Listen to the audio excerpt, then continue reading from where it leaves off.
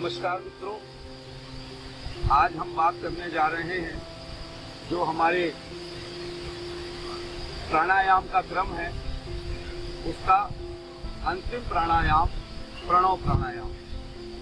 पहला प्राणायाम भस्त्रिका, कपालभाति, बाह्य प्राणायाम, अनुलोम विलोम, भ्रामरी, उद्गीत और उसके बाद ये प्रणव प्राणायाम।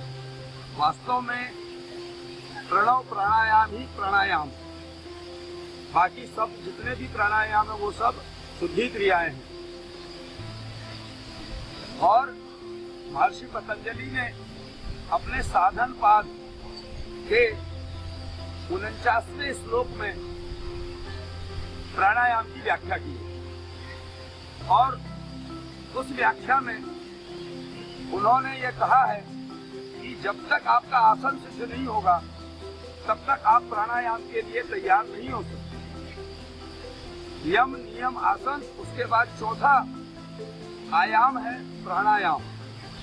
प्राणायाम के विषय में महर्षि पतंजलि कहते हैं तस्मिन् सति श्वास प्रश्वास योगर्थ विच्छेदः प्राणायामः।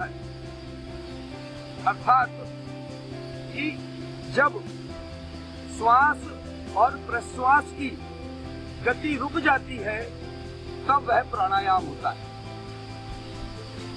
और इसको वो कहते हैं कि जब हम लेना और छोड़ना भूल जाते हैं तब प्राणायाम होता है। अब जब हम सांस ही नहीं लेंगे और छोड़ेंगे नहीं तो फिर हम जिंदा कैसे रहेंगे।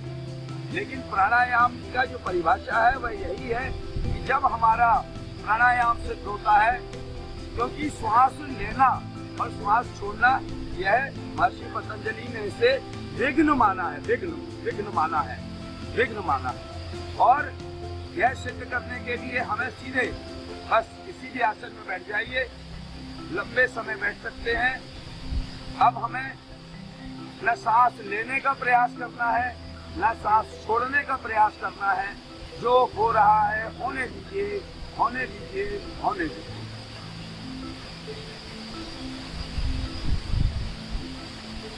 यदि मन में कोई विचार आते हैं तो उनको आने दीजिए, उनको हटाना नहीं है, उनको भगाना नहीं है। जब इस प्रकार हम लंबे समय तक बैठने के हमारा अभ्यास हो जाता है तब यह प्रणव प्राणायाम हमारा सिद्ध होता है। और जब तक प्राणायाम सिद्ध नहीं होगा तब तक हम जो इसका अगला अंक है अष्टांग योग का प्रत्याहार, उसकी तरफ हम नहीं बढ़ पाते।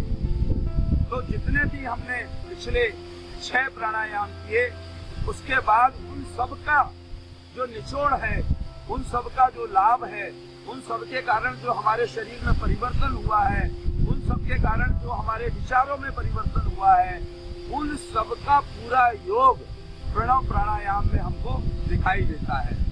बस शांत बैठा है, न सांस लेने का प्रयास और न सांस छोड़ने का प्रयास। जो हो रहा है होने दीजिए। विचार आ रहे हैं आने दीजिए, उन्हें हटाना नहीं है। धीरे धीरे अभ्यास करने से ये विचारों की गति कमजोर पड़ेगी और धीरे धीरे विचार आना समाप्त हो जाएगा। और जब हम शून्यता की ओर बढ़ेंगे, शून्य की स्थिति में आएंगे तो यह हमारा प्राणायाम सिद्ध हो जाएगा। इसे ही हम कहते हैं प्रणव प्राणायाम।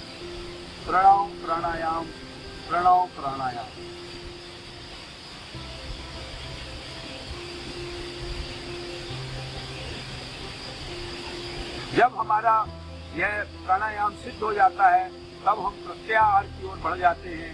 इस प्रकार हमने आपको अपने पिछले 6 वीडियोस में इसके पूरी जानकारी दी और आज हमारा ये प्राणायाम के जो 7 प्राणायाम के आयाम थे वह यहाँ पर समाप्त होते हैं। बहुत बहुत धन्यवाद। इस प्रकार इस पूरे 7 प्राणायाम में यदि आपके मन में कोई प्रश्न आता हो, कोई आपके मन में शंका हो, आप कमेंट्स में जाकर हमें कमेंट्स कीजिए, हम उसके उत्तर देने का प्रयास करेंगे। बहुत बहुत धन्यवाद।